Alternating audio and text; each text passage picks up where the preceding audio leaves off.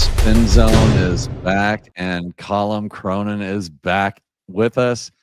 Welcome back, everyone. The NFL, Spin Zone, Power PR, and the NFL. I'm Mike. That's Colin. What an interesting, well, it's always interesting out there, isn't it? But the last couple weeks, even Peter Schrager's been causing some kerfuffle or something, or whatever Adam Mason or Andrew Mason always says. Colin, welcome. It's good to see your beautiful face. How are you, sir? I'm not too shabby, Mike, but yeah, I am. I'm a little bit taken aback at the hyperbole that we have seen from Mr. Schrager. Perhaps I shouldn't be, given that he is now on the network known as ESPN, having moved across from NFL Network. But there have been a couple of things that have caught my eye in recent weeks, and it started a while ago when the Denver Broncos beat the reigning Super Bowl champions, the Philadelphia Eagles.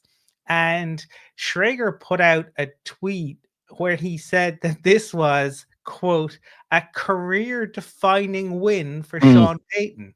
Okay, so now we're crowning people in week 5 again, right? Or Yeah, whatever.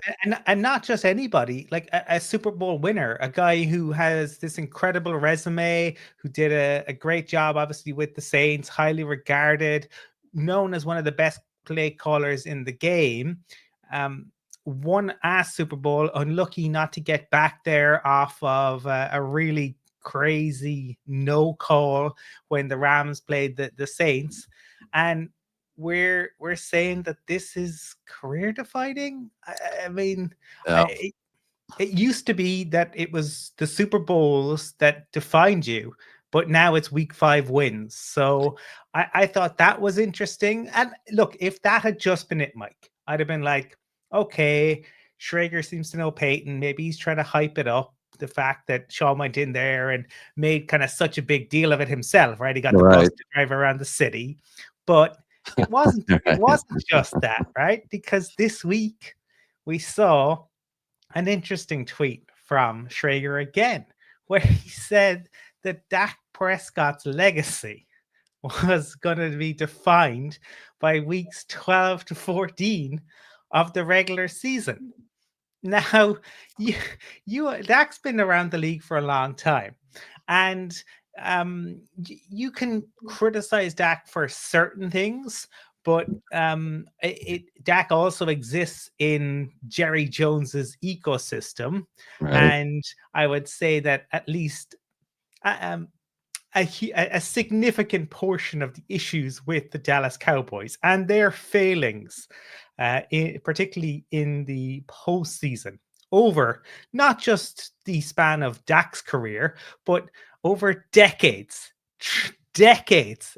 So we're talking before and before Dak, during Dak, and this will continue after Dak. I guarantee it. Oh. But we're saying that everything that Jack has done, the leadership that he has shown time and time again in holding that organization together, but apparently this regular season, weeks 12 to 14, that's going to be the career defining. That's going to be the legacy that Dak Prescott has in the league. So, And I what year is he in, would you say?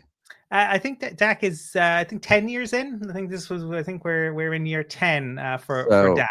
so his legacy just comes Yeah, down to this now, yeah, apparently. So okay, sure, that makes a sense. decade's worth Yeah. of play off of three regular season games, random regular season games where the Cowboys also don't have a defense. So I just thought it was so ridiculous to say that a 3-game stretch before Christmas was the legacy defining.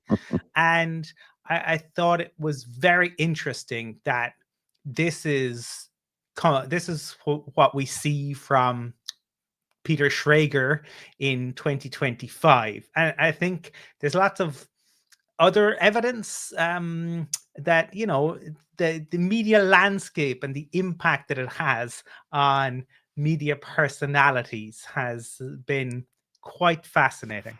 It's been a quite the change, right? So if you think back to when Chris Berman and Tom Jackson were doing NFL, was it NFL Countdown or whatever it was? Um, they they had this. They didn't do the hyperbole thing that we're talking about here, but they tried to show some emotion as opposed to just reporting the facts, and then that went to that became this very popular show, and then it turned into more about the media person than the actual players or the game. And so now they're celebrities themselves, and they're all about hyping themselves, and this hyperbole that they use and the tweets that they send, the engagement farming, it's all part and parcel to this whole thing, right? I mean, this is just what we're up against now as fans who, we want to be entertained, but shouldn't it be more about, shouldn't we have someplace to turn for accurate information without all I mean, let's be honest, the Dak Prescott thing, it's not harmless. It's stupid. It is, and I think that's the piece where it essentially it insults the intelligence of fans, and it makes you question everything that you're being fed. Why is Schrager doing this all of a sudden? Because it feels almost a little bit like whiplash, Mike. Because this is a guy who in previous iterations of his career, when back about a year and a half ago with NFL Network, he kind of railed against some of the way the media landscape was going, the hyperbole, and now that he is with ESPN, all that has changed. I thought it was very interesting that when he was leaving Good Morning Football, and Kyle Brandt was kind of I suppose in eulogizing, for want of a better term, because they had been presenting the show since the start, and he said to ESPN. Now, it was known at the time, he didn't name them, but then people knew where Schrager was going. So he just said that I hope the next network, doesn't force this person to scream and fight for no reason. Well, we've seen a little bit of that from Schrager over the course of this season, but we've also seen this kind of hyperbolic stuff, the Stephan A Smithification of the media landscape, where Smithification. I like how we've given Stephen A. Smith is now part of the lexicon. We've been Stephen A'd, the Smithification.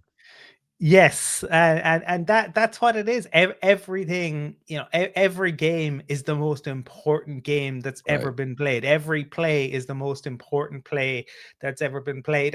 And some of that, you see it with others. You see it when we try to compare stats, which are just crazy, and given how much the game has changed in 40 years. But I thought it was interesting that Schrager is putting this stuff out there, and it is different from from his content that we've seen before. Now, again, there have been hints of this, that this might be on the way, because I remember when he did a piece, and this is interesting, right? As somebody who is on this side of the Atlantic, he did a piece about the international games, and I know that there are plenty of fans in America who aren't fans of the international games, right? Understandably, if you own season tickets and you're going to lose out, you're pretty annoyed by that. You're worried about the impact that it might have on your team, all the travel, and it's increasing. Next year, we'll see a game in Australia. I'll make a bold prediction right here and now. The 24-hour NFL day game day is coming. Whether it's within 2 years or 3 years, you're going to see a game in Australia, you're going to see a game in Asia, you're going to see a game in the Middle East, you're going to see games in Europe, and then you're going to see the East Coast games, obviously stretching out then to the West Coast games and the late night game. It'll be 24 hours of NFL football. It's coming. I guarantee that. But the stuff around the international games, I get fans and the complaints and the cost and the travel and missing out. But that wasn't what worried Peter Schrager. Oh no, his concern was that international games will quote cripple Sunday pregame shows. Oh, of course, yeah. Yes, it's about the pregame shows. Because he quote you'd rather watch any game than a pregame show talking about the other games. Yes, indeed. And yeah.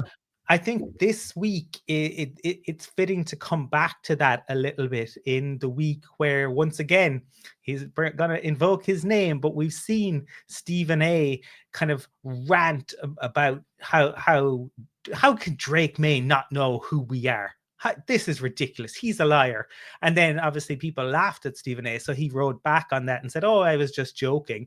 But I find it, the media, sports media has felt that it is almost bigger than the sport. And I think that's really interesting because it isn't. People are much more, and hopefully always will be, more interested in the sport than they are in sports media personalities.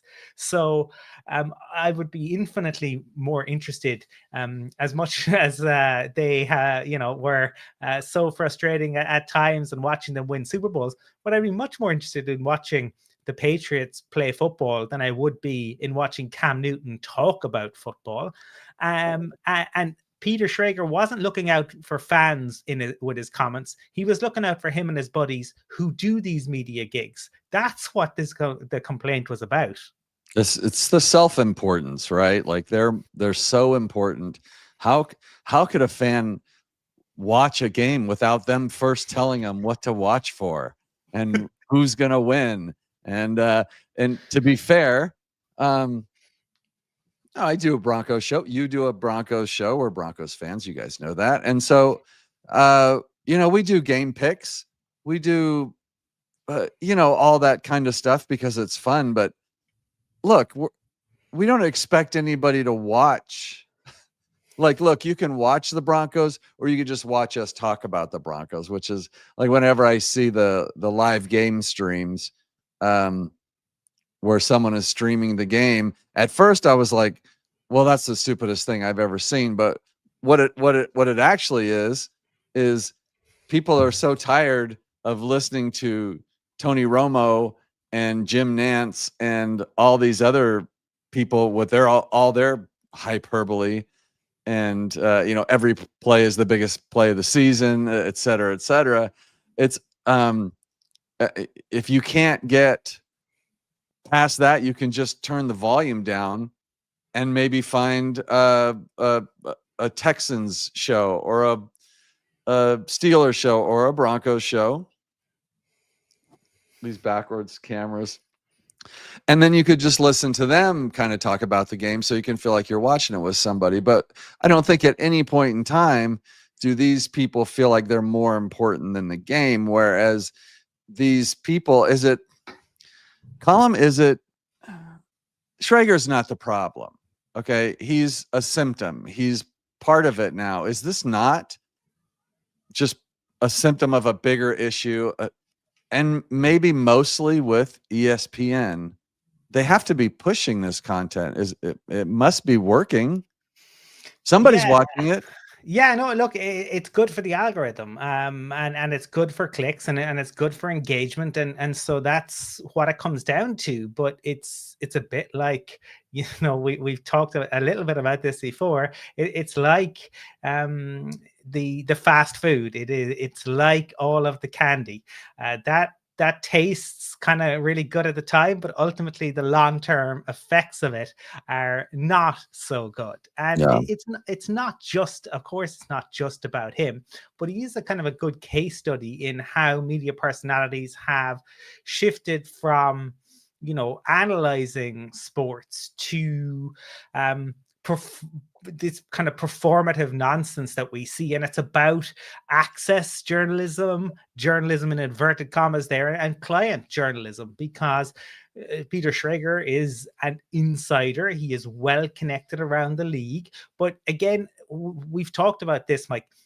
Insiders don't tell you what's going to happen. They tell you stories after the fact, right? And then they Yeah. spin and they give you a narrative, and that's the that's some of the issue with this. And it's the fact that kind of insight has been replaced with this ever escalating language. Everything needs to be the biggest ever because nothing else cuts through the noise, because there is so much noise out there. Yeah. Um, and It- that's my issue with it, where you're chasing engagement farming, and you're chasing the algorithm rather than, you know, giving opinions or trying to break news or being honest with what you are saying. There was a time where insiders, quote unquote insiders, NFL insiders, reporters had sources, and they would, you know, you picture the dark alley and the trench coats and the deep throat from Watergate, and they're meeting and they're like, you know, hey, what's going on here? And then they get the inside scoop and then they report it. Now, you would be wrong to think that that's what's happening. Now what's happening is the insiders and everybody from Ian Rappaport to your local reporters are all playing a game that they're forced to play or that they're willing to play for access. This involves players, agents. It involves the front offices of the NFL teams. They are given information as a press release, hidden as anonymous sources or sources are saying. These are not uh, these are not like inside informations. Insiders really don't exist anymore. They say what the team wants them to say or what the agent wants them to say, and in return, they get access to those players, or they get interviews with those players, or they're allowed to be in the room. So be careful and cynical about what you hear. No one's breaking news that somebody doesn't want broken.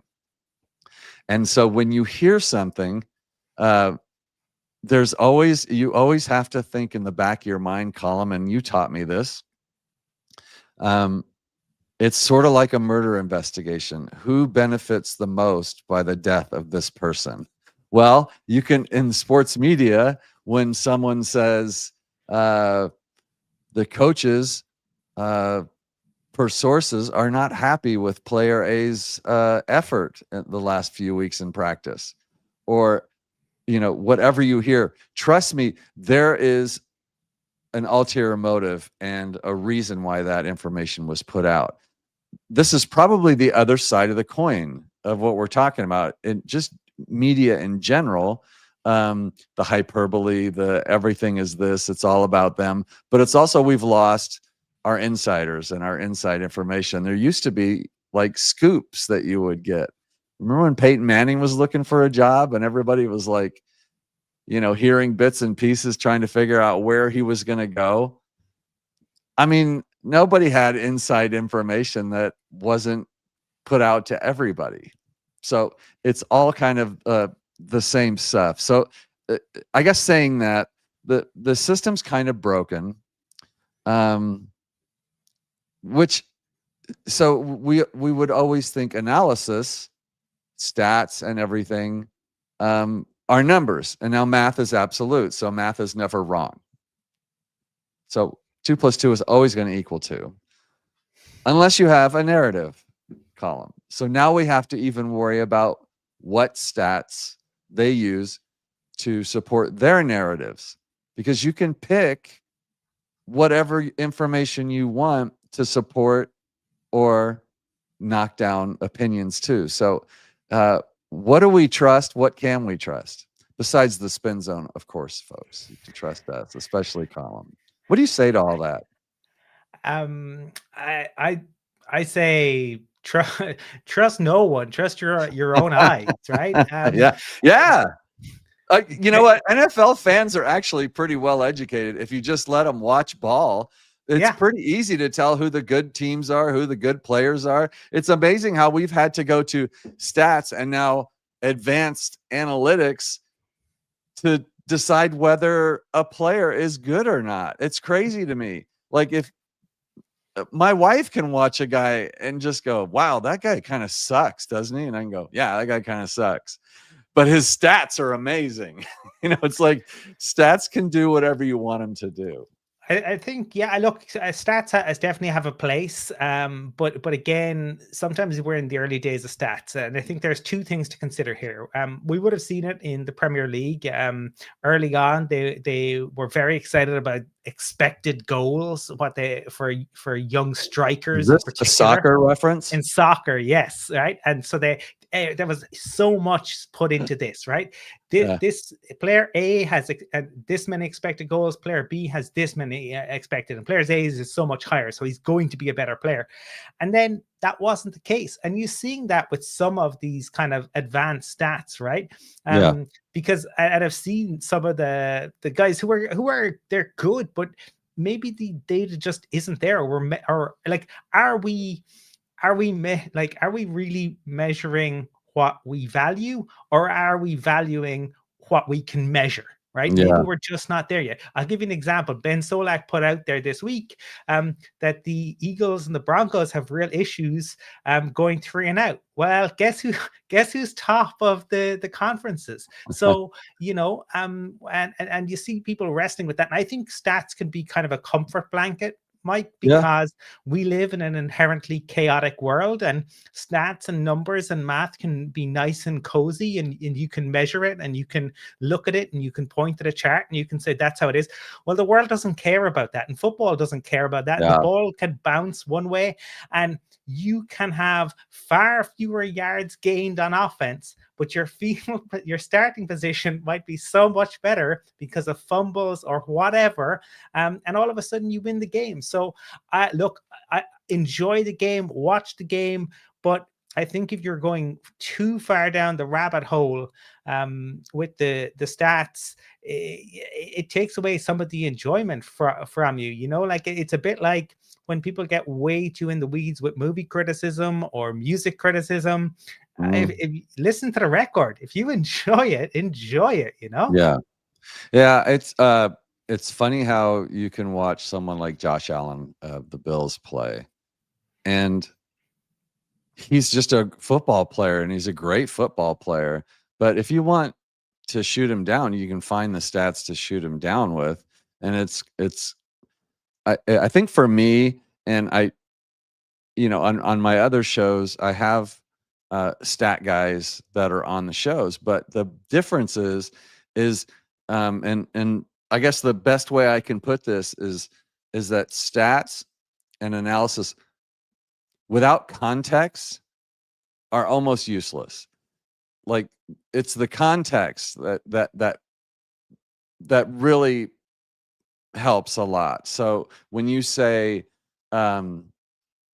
this quarterback threw three straight incompletions, and this is just like one of the worst examples, and thank you for humoring me here, but let's just say he threw 3 interceptions. Well, 2 of them were tipped and 1 of them was a drop. But the stat is 0 for 3 on his first 3 passes. So what I mean by that is, without the context, you don't really know what that means. And so it starts with context, and then it turns into hyperbole, and then it turns into cynicism, and it turns into ranking quarterbacks. And these quarterbacks now, do you think that, of course, the agents use this stuff to their advantage? So if we push the good stats for their players, they can take those to the team and say, my player has the most EPRD, JAS, QX on fourth downs in the league, or some crap like that. And then they actually use that. So it's crazy how powerful stats can be, how damaging they can be. I think it's best left for like the off season. Like there's so much more to talk about during the season than these meaningless stats. And I would just like to show one thing to you now that we're kind of got through what we wanted to talk about, at least a lot of it. This is Tetaroa McMillan was just fined by the NFL $14,000 for that. Whatever that was. I mean, so this is the old, hey, it's not the guns. It was just like, hey, like 14 grand for that. The NFL, come on. What the hell, Colin? What is happening with the gambling? Are they collecting money? Does the NFL need money that we don't know? Should we all start like a fundraiser for the poor NFL? Well, one of the things that Peter Schrager talked about was when he was still at NFL Network, because of cutbacks, he had to pay his own way to the Super Bowl. So maybe they do. Maybe the multi-billion-dollar NFL needs that cash. Needs to take it from players who put their bodies on the line week in, week out. I think we should update a story that we did. If you'll bear with me, and if you folks will remember. Yeah, this is I think you're looking for the story about the Solitaire app. Okay. Is that correct, Mike? Well, you know me very well. So if you guys remember, this was in August, and the cameras happened to catch Stephan A playing solitaire during the NBA Finals, and it caused quite the ruckus. Now, at the time, I thought it was pretty funny. Not as being not a Stephan A. Smith, I thought, oh, it's kind of funny. He's getting guff for this. And but Colin, it turned out to be something entirely different, didn't it? There was a rhyme to Stephen's reason. And maybe you could just quickly explain to our listeners what I mean by that.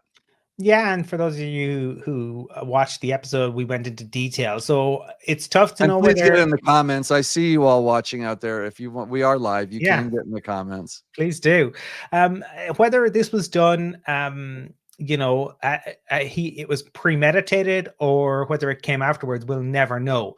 But essentially, Stephan A partnered with a solitaire app.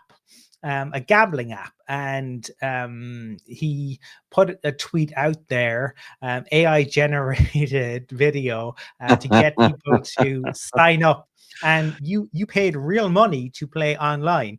But the biggest issue was that the company, Mike, were under federal investigation for fraud, and they'd had their finger or their hand slapped on a number of occasions for some really unethical. Because they were literally using bots to fix the games and steal people's money. This is what he was promoting. Yes, and it wasn't just that he was promoting it. He got a whole host of ESPN characters to row in behind it, including Mina Kimes. Now, we did the episode. We talked about it. If people want to get more of a feel, Mina Kimes then came out shortly after that. She watches the show. Mina watches the show. She saw her name and knew after the spin zone got all over, she better make a move. Damage control. I'll kudos to Mina Kimes, right? She was the only one to put up her hand and say, "Hey, shouldn't have done it. Didn't do my research on this company properly. I'm really embarrassed. And I effed up." Was Yeah. what she said. She's the only one to do it. Everyone else just kind of absolutely disappeared, pretended they just never happened. And ESPN have since come out and said that they don't want any of the talent involved in this, except for Stephen A, who is perfectly And entitled do to whatever he do wants. whatever he wants, whenever he wants. Yeah, he's the alpha there. I don't like it, but here we are. Shouty shows must be working. He claims to have the #1 morning program in the universe. Have not checked those numbers, but he says that every year. Love to know, everyone, leave a comment or in the chat if you watch. What's the show called? First Take or Yeah. something? Okay, so First Take. Let me just touch on that real quick. Can we talk about the other day where he called Drake May a liar? Okay, so quarterback for the Patriots. I think we all know that. But apparently maybe Drake said, "Yeah, I don't know what that show is," or there was a comment made, and Stephen A. Smith was so offended, he called Drake May a liar. First Take is the #1 morning show. Don't tell me. Well, I'm just going to read the quote exactly, as in you can decipher what it means. But First Take is the #1 morning show. Don't tell me you a athlete and you don't know that. Don't tell me you a athlete and you don't know that Cam Newton is on this show. You lying. End quote. So the gall of this man, as big of a star as he is, to assume that if someone doesn't know his show or that Cam Newton is on the show, that they must be lying. Now, I must be lying because I've never watched a single episode of First Take. I've said that on this show before. It's not like saying I never saw Star Wars or, you know, I mean, but First Take, I'm sorry, I don't like the shouty, yelly shows. I never watched Shannon Sharp and those guys yell at each other. I just never found any value in it. But that doesn't mean it's not good stuff because, you know, maybe people do watch it. But I think this is carrying things a little bit too far. And I think somebody, or maybe even he did, the backlash that I saw on Twitter, the anger and hate towards Stephen A. Smith for that comment was incredible, which gave me hope and warmed my heart. Now, Colum, first of all, what did you think about that when he said it? And then what did you think of his apology afterwards? I mean, I thought it was what we talked about. It's the hubris where sports media believes that it's bigger than sports. I think the idea, right, that Drake May is in the running for MVP, having an unbelievable season. Right. He's also what 23, 24 years of age. Yeah. Way in which these guys consume sport is completely, or not just sport, but anything is completely different. And if you are one of the top QBs, how much time are you sitting around spending watching old guys talk about the game? I don't think you're doing that. Yeah. I think you're probably hanging out with people your age, and also I think you've seen some of the QBs talk about this, right? Bo Nix talked about how he really got rid of a lot of his social media off his phone. I would imagine a lot of them, if they've got good advice and if they listen to it, they're not going to be on there because it is so toxic. Graham Gano talked about this a couple of weeks ago as well, kicker for the Giants, and he talked about how, especially since the advent of betting, he gets death threats whether Right. he makes a kick or he misses a kick, because Either way. it impacts people. And that's for a kicker, a high profile player like Drake May. People are going to be having a go at him. Like, why would you want to subject yourself to that, particularly during the season? So I can it doesn't I can totally see why a kid would not be watching First Take. And I think it was the reaction, the ridicule, and it was the ridicule that I found particularly pleasing, because people just laughed at Stephen A. Smith and the hubris that he showed in that. And I think it was because of that's why he said, "Oh, I was just joking," and he's tried to laugh it off and move on, and not admit that, he got his feelings hurt and he lashed out. Yeah, I agree with you 100%. Apology, non-apology, apologies. Yeah, he has to recognize that. Yeah, I'm sure he feels completely justified in what he said. Let's do just a little bit of NFL news before we get out of here. For today's games, Aaron Rodgers is out, and it will be Mason Rudolph starting against the Bears. Interesting. I didn't know that. I guess that Aaron was really Yeah, going to be out there, but it looks that way. So that's going to change a little bit. And there's playoff implications here this week in week 12. Any huge games? huge playoff implications in that one, Mike, Yeah, because they're on the road to the Bears, and in the they have the Ravens are at home to the Jets. And when you look at that, the Steelers are currently 6-4. The Ravens are 5-5. If the Steelers were to lose that, they'd be 6-5, and the Ravens, if they were to win, would be 6-5. So that is one to it's a big one.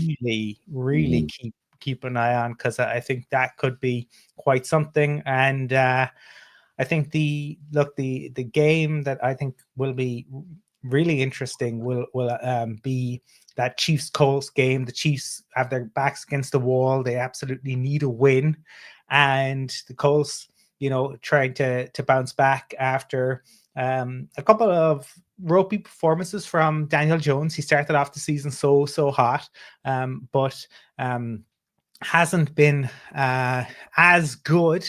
In their last couple of games, really struggled against the Steelers, and they managed to get it done against the Falcons in Germany.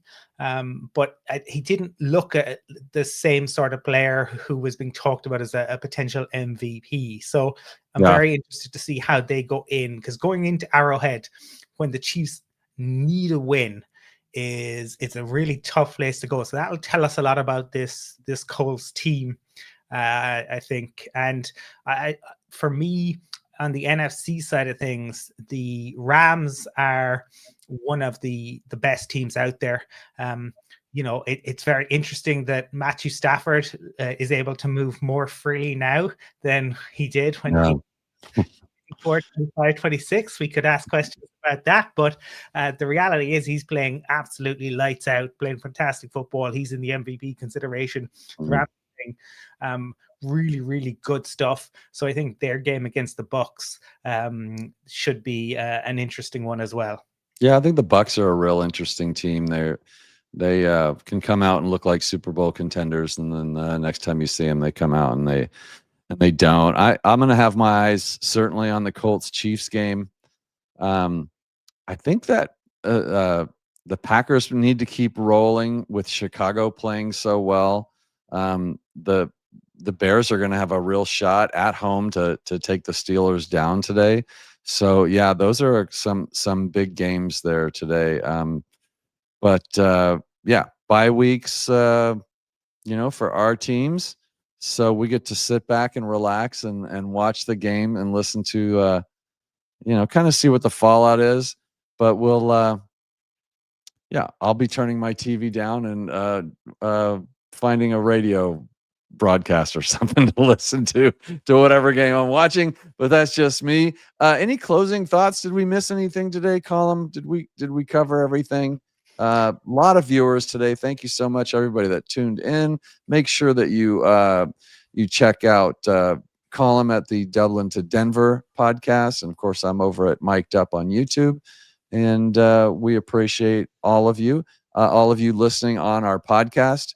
That Colin is nice enough to put all that together and get that out on the airwaves, so you can listen to this in your car or when you're on your jog. Yeah, we just really enjoy you tuning in. Colin, why don't you give us your last thoughts and get us out of here? Yeah, I would just say that, sports media isn't going to collapse because of international games, Mike. Right. Right. Pre-game shows might be crippled by a kickoff in Frankfurt, but the NFL itself will continue to rumble on, and we can get into the morality of that at another time. But I think that when you clutch pearls like that and you make it about you in the way that Traeger did there and the way that Stephan A does, I think fans deserves better. I think the sport deserves better. And I think as journalists, which ultimately they are supposed to be, they should do better. And if they want that title of journalism, then you've got to raise the standards. Yep.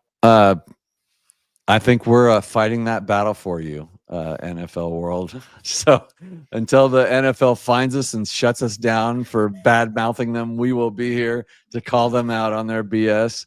But until next time, Colin, thanks for putting this all together. And it's just it's so great to have somebody that knows the ins and outs of this stuff. He makes it so easy for me, folks. We will see you next week on the Spin Zone. And until then, stay frosty, stay cynical, and we'll see you soon.